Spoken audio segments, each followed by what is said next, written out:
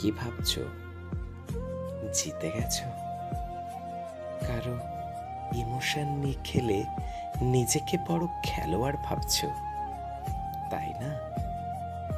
ভুলে যেও না, শেষ স্থানটা ওপরওয়ালার হাতে, যিনি উপরে বসে বসে দেখছেন। প্রিয়, তুমিও একদিন কাঁদবে, ঠিক আমারই মতো।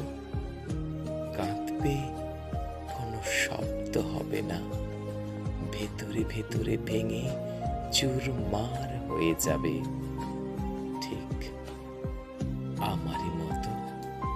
না কিছু করতে পারবে, না কাউকে বোঝাতে পারবে। সেই দিন হয়তো তুমি আমাকে খুঁজবে, কিন্তু হাজার খোঁজেও পাবে না।